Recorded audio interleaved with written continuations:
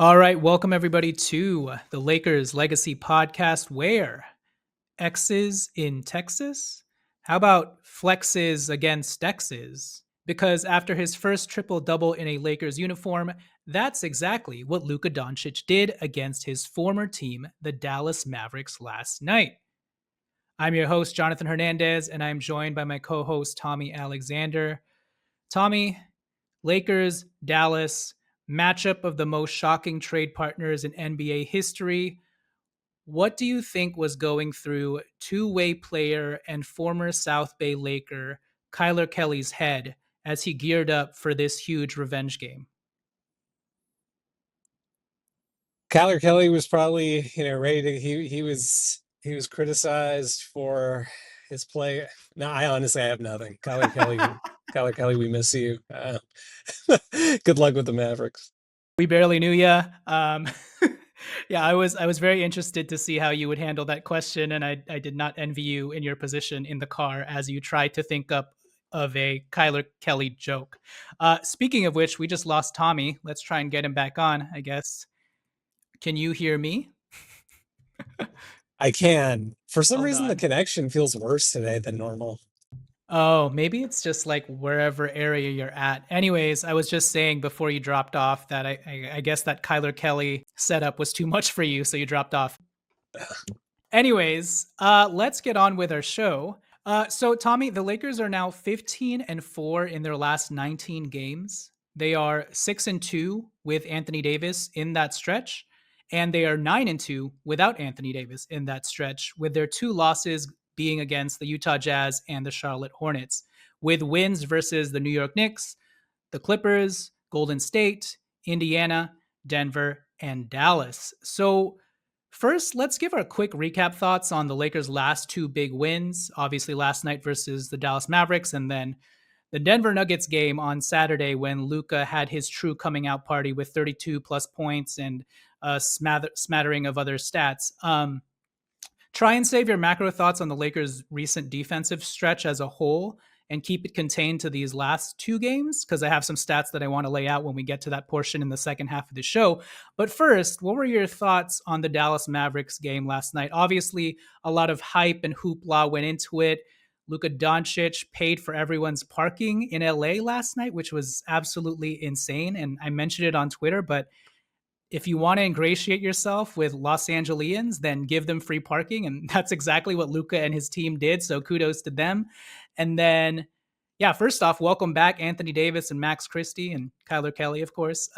Very classy tribute video that the Lakers put on for Anthony Davis that I felt like perfectly encapsulated his quick but memorable time with the Lakers, both on the court and off the court. And I'm glad that that video also captured his charismatic personality as well and his relationship with LeBron James. But those things aside, when it comes to the actual on court gameplay, what stood out to you the most? Are we talking both games, or are we talking just the most Oh, recent game? sorry. Let's do Dallas first, and then I'll cue you up for Denver right after that. So yeah, it was like a high emotion game. You could kind of sense both sides came at it with their own, sort of emotions. I think Luca, to the extent he got out of the quote unquote shell shock in the prior game, I think it was returned in the Dallas game. It was, these guys were his teammates like 2 weeks ago. And he thought that those were going to continue to be his teammates this season and they were going to go to the playoffs together. And many of those guys he just went to the finals with, less than a year ago. So, I think the emotions were high. I think Luca is obviously very much still adjusting. I think Dallas came out. They've had to listen for the, last few weeks as well, to discussion about how this was the worst trade in the history of sports, and like Dallas is a joke now. And so, all these guys are, I mean, Dallas has a good team. I mean, we said it after the trade, like, you could talk about that trade in a vacuum, but Dallas with the roster they currently had, adding AD, adding Max Christie, adding whichever Martin twin they added, like those were good upgrades to a team that was already solid and again just made the finals last year. And yes, that was not that was due in a pretty significant part to Luca, but also just due to the fact that they're a really good team and they were playing really good basketball before Luka got hurt this year. So, they had sort of a chip on their shoulder too, and I thought they played a really, really hard game. I'm just glad. I think Luka said this in the press conference after the game. I'm just glad it's over, and the seal has sort of been broken. I think it's going to be like a. I can't remember if the game we play in April is in Dallas or also in LA. But the next game could be a little weird too if it's in Dallas. I just forget where that one is. But it's nice to sort of just get that out of the system and sort of move on with things from now on. Yeah, for sure. And Luka Doncic, I actually like what he started off the game pretty hot. He hit like two threes in a row, even though one of them retroactively didn't count, which I thought was insane. I didn't know that could happen.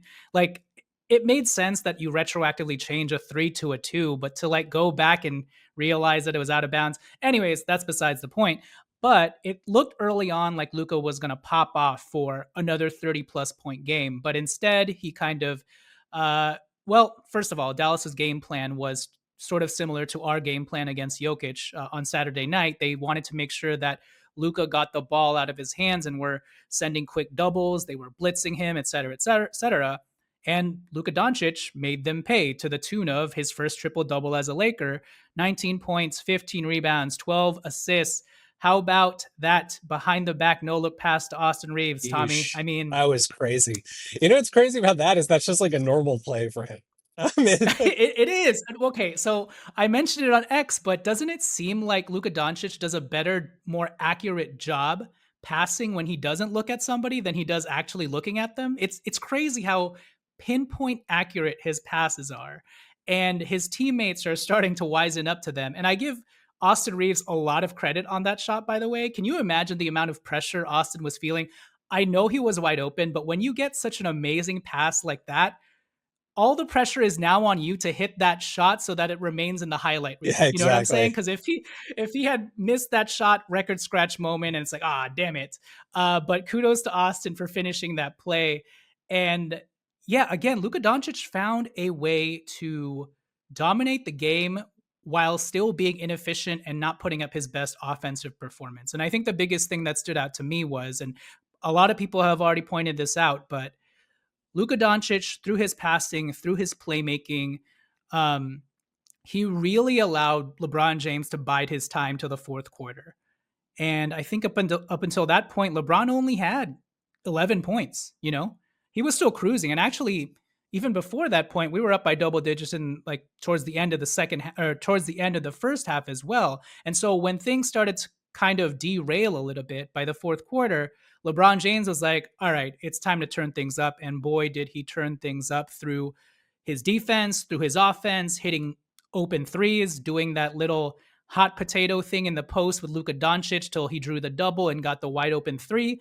And LeBron looked like a possessed beast in that fourth quarter and really drummed up all of the energy for the rest of his teammates like Jackson Hayes and Rui Hachimura. And kudos to Jackson Hayes because in only 17 minutes, he put up 8 points, 8 rebounds, a couple blocks or steals, 4 of 5 from the field. He was that perfect vertical safety release valve for Luka and LeBron. And to play so few minutes, but still have a huge impact on the game, especially in that fourth quarter when the Lakers couldn't hit a bucket to save their lives. But Jackson Hayes on the other end was deterring all of these different shots from the Mavericks. Like, I just wanted to make sure to highlight Jackson Hayes, since I'm sure everybody else will be talking about LeBron, Luka, Rui, Austin Reeves, et cetera, et cetera.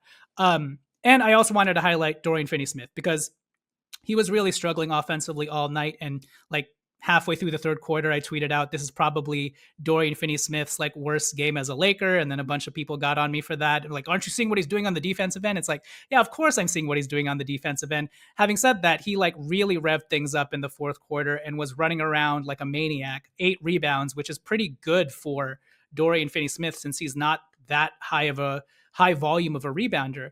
But all that to say, Luka Doncic at the beginning, heavy doses of Luka Doncic running the offense at the beginning, Rui Hachimura and Austin Reeves doing their job off ball, off of Luka, and then in the fourth quarter, LeBron James. So anything else you want to add about this game before we move on? Yeah, I think you sort of see the blueprint, right, for how we can operate moving forward in a close game. I think this was the type of game that the Lakers have in previous seasons, certainly the last since 2020, but definitely last year, definitely even earlier this year, we would have lost. We shot 27% from three on a lot of attempts, so that was extremely inefficient. We played a team that was super amped up and was flying around defensively to try to shut us down. And honestly, Dallas is very. I looked up the defensive efficiency numbers after the game, and they're worse than I thought, to be honest, because they were like flying around out there Hmm. defensively, and so they were really they were undermanned. They came into that game winning they'd won 5 out of 7, including wins against the Celtics, the Rockets, the Warriors, and like the Heat. And one of their two losses was a 1 point overtime loss to Sacramento on the road. So, they only had AD for 2.5 quarters of one of those games that I just listed. So, like, they were playing very, very good basketball. And these were the types of games that we used to lose. And it just like the fact that we were able to match the intensity level, at least with our energy, that sort of let us rise above. And then once you get into the crunch time, right? And it's like teams are trading baskets and pressure rises, we have so many safety release valves now. I mean, it's like, AD is a fantastic player, Hall of Fame player, but and when the game tightens up and things really crunch down and the paint tightens up and the end of these close games, to have three guys who can all shoot, pass, and drive in Austin, LeBron, and Luca is just such a luxury. And I think Yeah. like we saw the general blueprint. I think even the last couple games where Luca can get off to a hot start, or not hot start necessarily, but Luca can sort of be heavy on the scoring and looking for his own shot early in the game. That sort of allows LeBron to coast a little without feeling the pressure to do too much himself. And then in the end, I mean, I was thinking it when we got into the fourth, and like you said, he had 11 points or whatever, 12 points. And when I saw that stat and I looked at the minutes, I was like, uh-oh.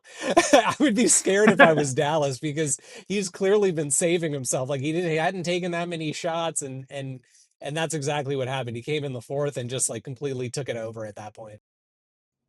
Yeah, and now Rui is playing that Anthony Davis role in the triple threat position in the post, and the floor is kind of cleared out for him to do so. You saw it like multiple times, them posting Rui up, and he's like, "Wow, I have an open lane to this basket." It's crazy because of Luka, Austin, and LeBron.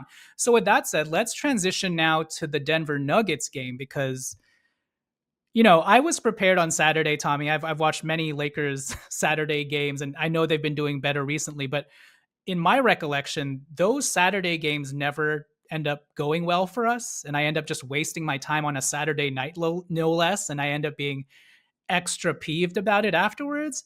And so I was kind of going into that prepared to be disappointed at the end of the night, especially because of the opponent. It was the Denver Nuggets. I was like, okay, we're going to face them without Anthony Davis.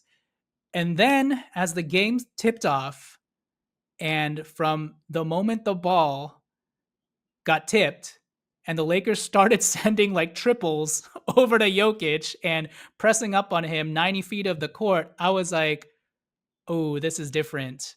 And then, second half, we, by the time we finished the first half, I was like, okay, we're up by double digits. It seems like we have full control. And then a bunch of people on Twitter were reminding me, oh, but this is the same script that's been happening to us even with AD. So I kind of tempered my expectations until the very end. But I think it became clear even after the third quarter, like these guys are locked in on the game plan. They are executing this almost boxing one on Jokic, this zone against Jokic, where, yeah, they have Rui on him playing man defense, but everyone else is essentially this amoeba that pulses in and out, making sure that whenever Jokic steps into the paint, they are converging on him, helping Rui out. And it was just the most consistent execution of a game plan that I've ever seen by this Lakers group.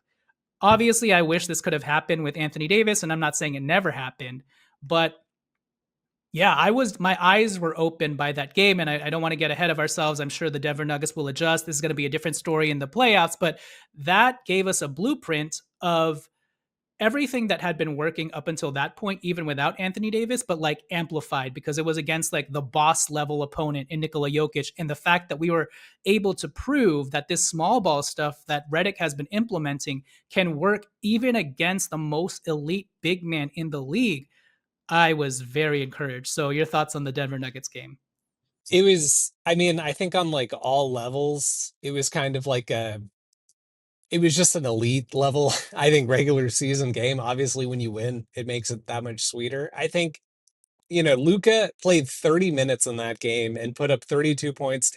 I remember this line. I've like memorized the line because it's so absurd. I'm In impressed. 30 minutes, he put up 32 points, 10 rebounds, 7 assists, and then, a few blocks and steals. And it's like, you know, again, he's still sort of getting his legs under him and figuring out where he fits in the system and figuring out. I think it's like, by the way, incidentally, I will flag, I don't think it's a coincidence that his poor shooting games have largely come at home so far because there's like a known thing. Somebody was telling me this about this at some point. Apparently, it's like the way that Staples is lit, or sorry, Crypto Arena is lit, is makes it like awkward for people to shoot. I like causes like, yeah, Interesting. it's like I guess the way that they do the like blackout of the fans and then all the lights on the court causes some sort of depth perception issues with some players. I don't know. I don't know if that's real or not. But anyway, so that wasn't there, right? He's on the road and this was the type of game on the road in a hostile environment against Denver, who had won 9 straight. Denver, who on the year, I think, is like the number 2 offensive efficiency team, number 5 net rating team on the year. Um, Again, I know they hadn't beaten a ton of great teams in that 9 game winning streak, but they won 9 straight. That says something. Today in today's NBA.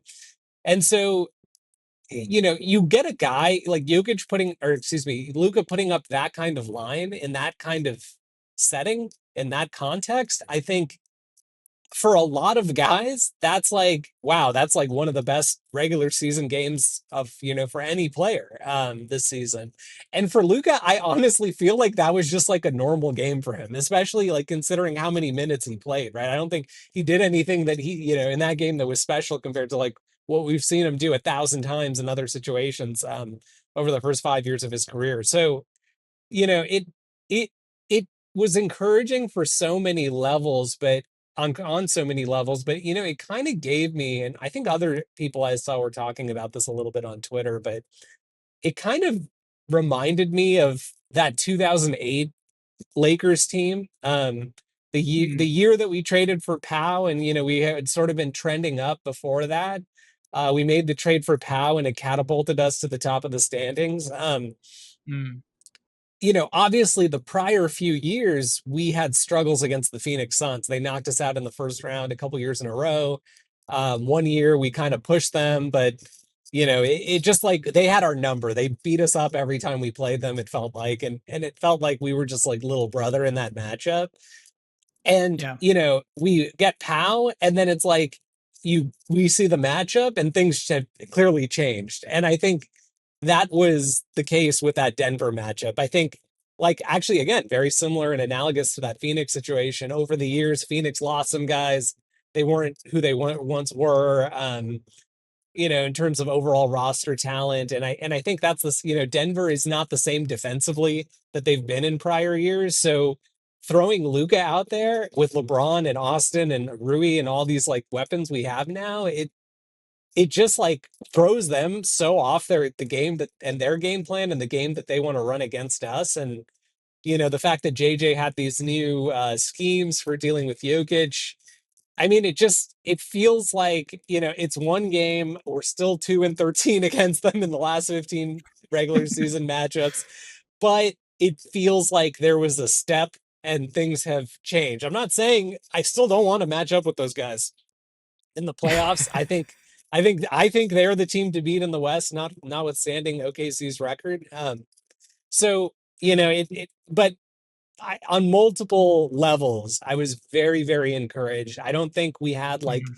outliery good games from anyone in particular. It felt like what we did in that matchup could be replicated. And so I think it was very encouraging. I think the craziest part about that game and the feeling that I came away with after that game was, and it shocked me, but I was literally like, we were the more physical team that bullied up on the Denver Nuggets. How is that possible? Because the only real player that's changed is swapping Anthony Davis for DFS, you know? Like in terms of like who our physical guys were. From the past few seasons, it's like, okay, actually two things. We had Vando, which was big, but he was in foul trouble, right? And I understand that even in the minutes that he was out there, he was wreaking havoc, which was great. But it's crazy that just having Jared Vanderbilt and then DFS kind of elevated everybody's physicality, and they all came together to just again gang bang, excuse my language, gang bang on Jokic and the rest of the Nuggets. So I want to talk more about the Lakers defense after the turn. But before we get to that, first, let me tell you guys about our sponsor, Underdog Fantasy, because with the basketball season rounding the corner and as we begin gearing up for the playoffs, if you want to win up to 1,000 times your money, make sure to do so with Underdog. Underdog Fantasy has got all your favorite leagues, teams, and stars to choose from. Create entries with all basketball picks or mix and match across other sports. You can play with as little as $1, and if you get everything right, you can win up to 1,000 times your money. So turn $1 into $1,000 just with your hoops knowledge. This week on Underdog, I'm going to look at the Lakers versus Timberwolves game tomorrow on Thursday. Luka had a very poor offensive game versus the Mavericks for himself, points wise and shooting efficiency wise, and I'm sure he wants to atone for that.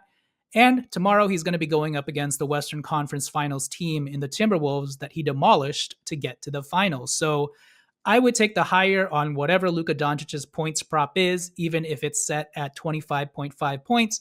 Take the higher. It's freaking Rudy Gobert. Come on. So what are you waiting for? Download the Underdog app and sign up now using the promo code LEGACY to unlock a special offer of up to $1,000 in bonus cash when you make your first deposit. Join in on the fun when you sign up with promo code LEGACY. Claim your special offer today and get up to $1,000 in bonus cash instantly upon first deposit. Must be 18 plus, 19 plus in Alabama and Nebraska, 19 plus in Colorado for some games, 21 plus in Massachusetts and Arizona, and present in a state where Underdog Fantasy operates. Terms apply. Void in Colorado. Concerned with your play, call 1-800-GAMBLER or visit www.ncpgambling.org. In Arizona, call 1-800-NEXT-STEP or text NEXT STEP to 53342. In New York, call the 24/7 Hope line at 1-877-8-HOPE-NY or text HOPE-NY. All right, let's pitch it to our sponsors, and then after the break, let's talk about the Lakers defense as a whole and maybe highlight some other players like Mr. Rui Hachimura. All right, so we are back. Tommy, let us talk about how surprisingly good this Lakers team has been defensively in this new calendar year. So the Lakers over the last 20 games have the best defensive rating in the NBA. Yeah. At 110.4, right above the Oklahoma City Thunder. Let's break it down even further. They are number 2 in defensive rating in the last 11 games without Anthony Davis, right behind the Cavs with a 107.9 rating, which is an even better rating than the 110.4 they posted in the totality of that stretch, the last 20. Okay, let's break it down even further because I'm sure people want to know, okay, well, what do they look like with Luka? Okay, last 6 games with Luka Doncic. The Lakers are still 6th in defensive rating, but with their highest score yet at 107.8. How have they been doing this? I guess we can start with crediting JJ Redick and his X's and O's and his ability to get the team to buy in. I guess we can start with LeBron James' continued, just inspired play and motor and motivation to just set an example for his very impressionable teammates like Rui Hachimura. Obviously, we credit Vando, DFS, and I think mostly it's just it really does feel like a sort of rising tide lifts all boats sort of deal. And in Anthony Davis's absence, I want to make sure that we don't turn this into like, oh, the Lakers are better without Anthony Davis, because if these players were playing the way that they did, this motivated with Anthony Davis, we probably would have been the 1 seed even before we traded him out. Okay. Right. But I think there is something psychological to the fact that without Anthony Davis, who was the Lakers' biggest security blanket defensively, everybody has sort of had to step up all the way down the line, and everybody has stepped up in such a huge way that it almost feels like they're overcompensating sometimes. But that overcompensation has led to amazing productive results. And you throw Luka in there, again, he's not the best defensive player, especially laterally, especially when you consider how he performed against the, LaMelo Ball and the Charlotte Hornets with them picking on him. But in terms of just his size and continuing to fortify that fortress of forwards that I've been talking about, I mean, it's kind of been a seamless fit almost defensively, because Luka is like 6'6", 6'7". He weighs like, I don't know, 230 pounds, 270 pounds apparently. Let's say 250 pounds. But the combination of physicality, mobility, speed, and length that the Lakers have put out there has really caused a lot of havoc for opposing teams trying to get good looks at the rim. But yeah, what are your thoughts on how the Lakers have performed overall defensively? And then if you want to slip Rui Hachimura into your answer there at the end, we can segue into Rui. Yeah, so first credit I give is to JJ and the coaching staff because, scheme wise, what we've been able to do, I think is really impressive. You look at the roster on paper, and it's not the type of roster that people would look at and say, this team can defend. I think frankly, that's what's leading to a lot of mischaracterizations of what has caused us to go 14-4, whatever it is in the last 18 games. People think it's like people assume casual fans, who don't watch follow the team, like, oh, we must just be bombing people. Well, when the games get tough and we have to defend, we're not going to be able to do it. We've been winning these games because of defense. I mean, we've been playing well offensively too, but it's been largely because of defense. I think your point about everybody else elevating themselves is a good one. I also think that, we've touched on this in the past, but defense is not one guy. One guy doesn't make or, break your Mm-hmm. entire defense. Case in point, Walker Kessler is an elite defensive big, as we all know. The Jazz are 28th in defensive Yeah. efficiency, right? So, you could think about it like we were bottom three for most of the first half of the year defensively. But when you look at the roster, it's like, and we talked about this a lot, like Rui was in, first of all, Vando wasn't playing at all. We didn't have DFS. We had D'Angelo, who was having a good defensive season for him, but he's not like an elite defender, obviously. We were down Jackson Hayes for significant stretches of that time. There were many games where the only forward who was over 6'6" was LeBron, and the only big man on the roster was Anthony Davis, backed by Christian Koloko. So, it's like maybe should have been unsurprising to us. But I think, a big part of it is we tried small ball during that time, during that stretch that I just referenced. We've tried small ball many times in prior years under Ham. I think like one big change now is our small ball lineups are not really that small. Mm-hmm. Between LeBron, Rui, DFS, and Vando, we now have four guys who are 6'8" with length, and all of those guys are strong. Like none of those guys are like frail dudes. We can throw out lineups, and we have been throwing out lineups where three of those guys are playing at the same time. So there's a difference when you're playing Rui at the small ball five, flanked by LeBron, and then flanked by three guards, which is like what we had been doing in the past. Now it's like you have 6'8" guys at three positions. You have Luka, who's like 6'7". I mean, he's like he's listed at 6'6". I actually had to look this up because I was like, No, he's like six he's seven, like six almost eight, or 6'8". something. Okay, so the reason is, right, it's like so funny how they do the listings. Like Luka barefoot is over 6'6". He's like a little over 6'6" barefoot. In shoes, he measures closer to 6'8". But some guys put their barefoot measurements, some guys put their shoes measurements. So the point is like you're looking at like 4 6'8" guys, right? And then you go to Austin. Austin is 6'5". Like Austin is 6'4" and you barefoot. So it's like when your smallest guy is 6'5" and you've got a bunch of 6'8" dudes, that's actually not that small of a lineup. Nope. And so I think that's like a big part of why it's working. And then to your point, like guys are stepping up. So we know DFS and Vando are like known defenders. LeBron, as JJ said, has been playing just like an elite level. And I always frankly thought that he could get here if he, LeBron has always been, and this is like part of my rationale for when we used to talk about, you know, how should we build out our roster pre-Luka trade? And it was always like we would go back and forth. Do we want balanced guys? Do we want, and I was always like, let's go 100% all in, all defense. I used to say that. And part of that was I knew if we had other defensive guys, LeBron would You know, elevate. if we had Luca, Right, right, yeah, go all defense. Just right, right, kidding. right. But it's like if we went all defense, like I had confidence that LeBron would elevate, like he did in the bubble run in 2020, and frankly for most of the season in 2020, he was a solid defender. The narrative about him not wanting to play defense, I mean, it's just kind of like lazy. I feel like because a lot of stars, Well, I don't think it was a narrative early on. I mean, you and I were both like, this guy is not. He's doing something else. He's not here. He's not present. And I mean, he was. The whole team was the first 3 or 4 games, right? When we were like, okay, they're one of the best defensive teams in the league. Can they sustain it? It was always about sustainability throughout the season, right? And I think right, with this right. roster, Ron realizes this is sustainable to a certain extent. It is. And I think like part of that though, right, is like LeBron can't be the one carrying both sides. So when he has to carry the offense, like he can't also be the guy who's like initiating the energy on defense. But if other guys are initiating the energy on defense, he can rise to match that level. And I think he's proven that, time after time.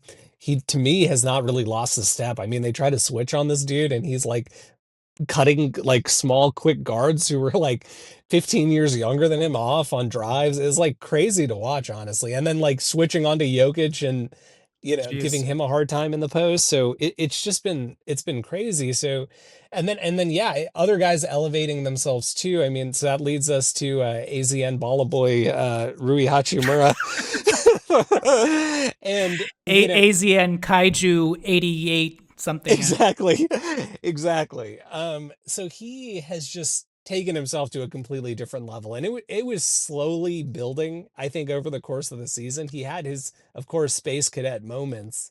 But I think once we got DFS, it's crazy how like your own teammates can like motivate you, right? And I think teammates Mhm. like, Rui being teammates with DFS was like a very, I think, good slap in the face for him because, and I think the way that, by the way, in hindsight, the way that JJ has handled this, he deserves a lot of credit for it.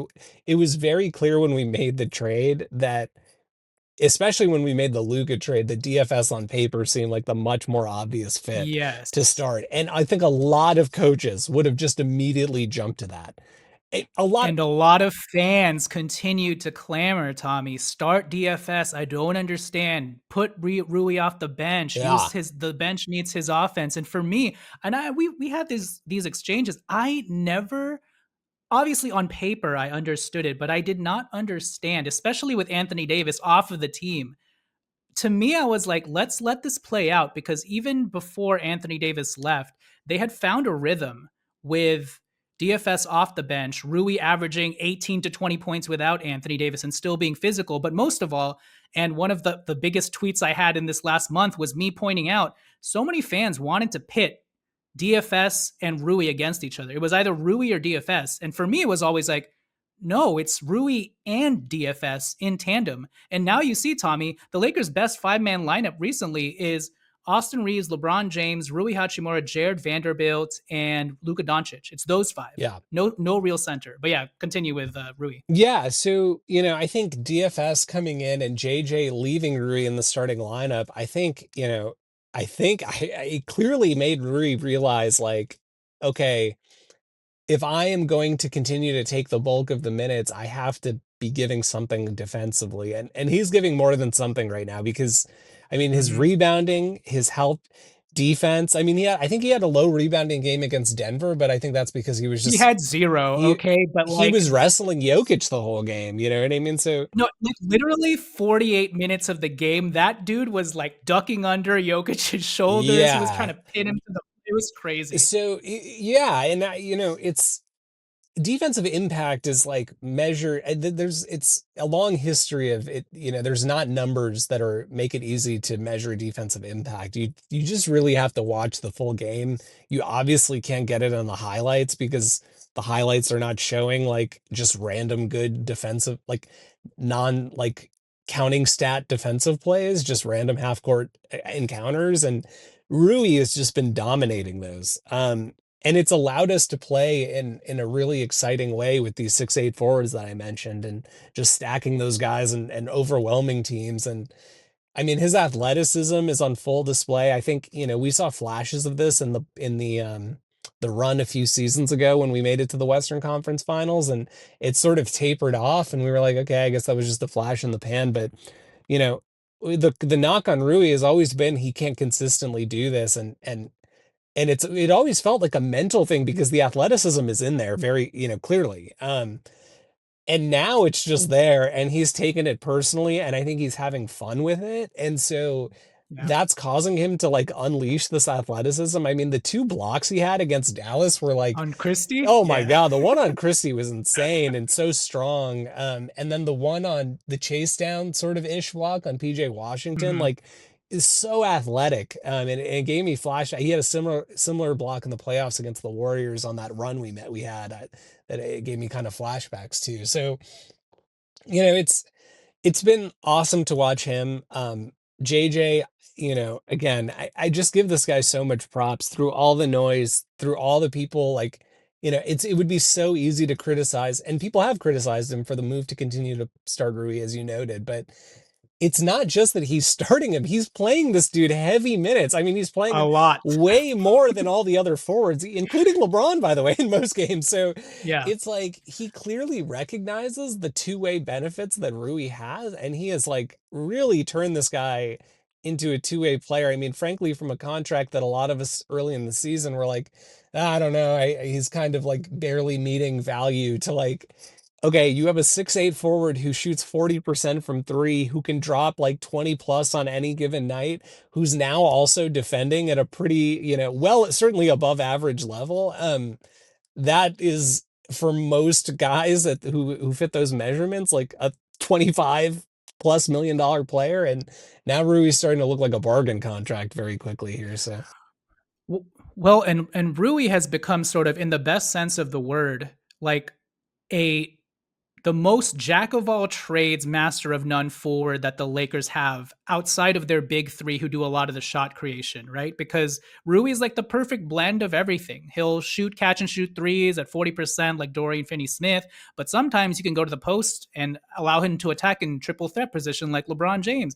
And then other times you can put him on Nikola Jokic or Karl Anthony Towns. And it's just the culmination and how we've gotten to this point with Rui is has been such a joy to watch, and we've said it before, but I think it bears repeating that Rui Hachimura is a sponge, right? But I feel like because he started basketball so late, if it's one thing to tell Rui what to do and then the next play he'll do it, right?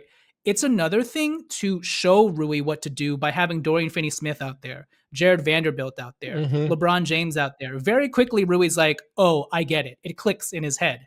Some players, especially like Rui, who comes from Japan, who was playing baseball, sometimes it's just like that. Yeah. I know a lot of people like to rag on Rui for this one interview he did where he's like, "I didn't know anything about basketball. I didn't know how to dribble. I didn't know how to eat." And I was like, if anything, you should take that clip and be amazed that Rui has progressed as much as he had to this Yeah. point. You know what I mean? Surprise And that he's people. still soaking up Yeah. things. So, um, yeah, so really fun stuff by the Lakers. Tommy, we are about to see the rubber hit the road soon with our next schedule, or our upcoming schedule against the Timberwolves, the Clippers. I forget who else we're playing, but it's pretty much like a murderer's row of playoff teams. But Yeah. I'm excited to see how this team responds and how how JJ Redick prepares and continues to adapt his game plan to different teams. And yeah, I think the Lakers are in a good spot right now with Luka Doncic just honestly warming up. So sky's the limit. And this, honestly, we've still got so much work to do this summer, regardless of how this season pans out. But we have a chance to do something special here, Yeah. even with where we stand right now. And it does remind me of 2007, 2008, because if you remember that season, we had just gotten not only Pau Gasol, but we had just gotten Trevor Ariza, and we were kind of hoping for Andrew Bynum to return. And I think he returned in the finals, right? But it was like, we don't know what Yeah. he can give us, you know? So it was still a very incomplete roster, but the shell of a championship team was there, not only because obviously we went all the way to the finals, but I think we're starting to get that sort of sense with this team. Still a lot to be determined once we actually get to the playoffs, and that's a whole different beast for a new coach like JJ Redick. But honestly, so far so good. Yeah, and I'll say like a couple of reasons for optimism going into this next stretch of our schedule. We're one of three teams in the entire conference that has an over 500 record against over 500 teams. Against teams 500 plus, we're 16 and 12. The only other two teams in the West are OKC and Houston, who are over 500 against those teams.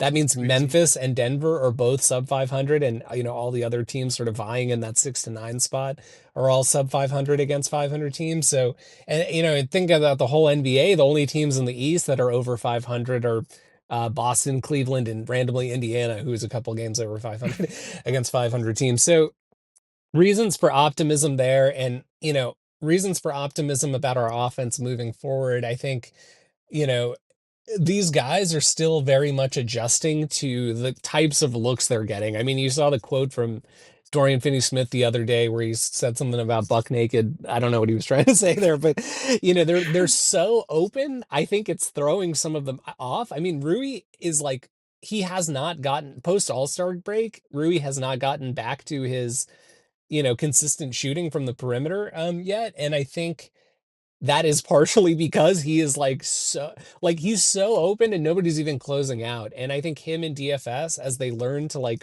take their time on those shots and get back in rhythm, there's people are those types of players are so used to a closeout. Off, a guy creates a double, pass it out. There's a sort of half closeout as you shoot, and so you kind of get used to those contexts, right? And I think as these guys get used to being as open as they are right now, the 3-point percentage will go up because we've been struggling. We've been well below our season numbers there, Mhm. post Luka trade. So all that stuff is just going to keep getting better and better. We're one loss back of the 2 seed, and yeah, It's crazy. I'm encouraged. Yeah, the best is yet to come. So thank you, Nico. Thank you, Nico. Whatever Yeah. the chant was last day. All right, that'll do it for this episode, guys. Thank you guys for listening. Please follow us on Twitter or X at Lakers Legacy Pod. Please also subscribe to our YouTube channel at Lakers Legacy Pod as well. Give us a 5-star rating on the Apple Podcast app and Spotify, and check out Underdog Fantasy. And we will catch you guys next time, hopefully after we get a string of wins against these playoff contenders and playoff hopefuls.